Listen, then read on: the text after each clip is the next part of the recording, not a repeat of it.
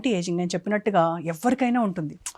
అది natural process అయినప్పటికీ కూడాను జస్ట్ అక్కడ ఫోల్డింగ్స్ కనపడ్డా, ఈ లాఫింగ్ ఇవి మార్క్స్ కనిపించినా కూడా ఒకలాంటి డిప్రెస్డ్ స్టేట్ ఆఫ్ మైండ్లోకి వెళ్ళిపోతాం.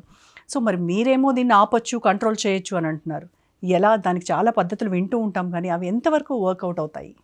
బ్రీఫ్గా చెప్పాలంటే మనకు లాస్ట్ 15 yearsలో most popular anti ageing processes అంటే బొటాక్స్ తీసుకోండి. ఇప్పుడు సింపుల్గా అంటే రింకిల్స్ని తీసేయడము యాంటీ ఏజింగ్ అనే కాన్సెప్ట్ ఉండేది. ఇప్పుడు మీరు ఫిల్లర్స్ వాడినా కూడా సేమ్, రింకిల్స్ తగ్గడానికి, లేకపోతే స్కిన్ టైట్ చేయడానికి, కొలాజిన్ ఇంప్రూవ్ చేయడానికి, థ్రెడ్స్.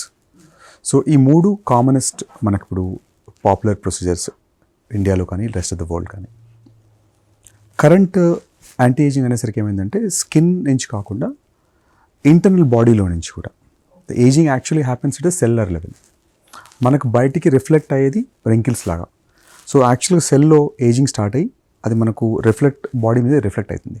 సో సెల్యులర్ ఏజింగ్ని ఆపడానికి ఇప్పుడు అంటే సెల్ ప్రాసెస్ని స్లో డౌన్ చేయడానికి ఇప్పుడు కరెంట్ మన రీసెర్చ్ అంతా లాస్ట్ 15-20 years నుంచి కూడా స్లోగా ఇంటర్నల్ సెల్యులర్ హెల్త్ని ఇంప్రూవ్ చేస్తే ఆటోమేటిక్గా మనకు ఎక్స్టర్నల్ విజిబిలిటీ వచ్చే సైన్స్ అన్ని కూడా మినిమైజ్ చేసుకోవచ్చు. ఐఎమ్ నాట్ సెయింగ్ టోటల్గా ఈరోజు బొటాక్స్ ఫిల్లర్స్ ఎరేజ్ చేస్తామని చెప్పలేం, కానీ చాలా వరకు ఈ ట్రీట్మెంట్స్ని తగ్గించుకోగలుగుతాము.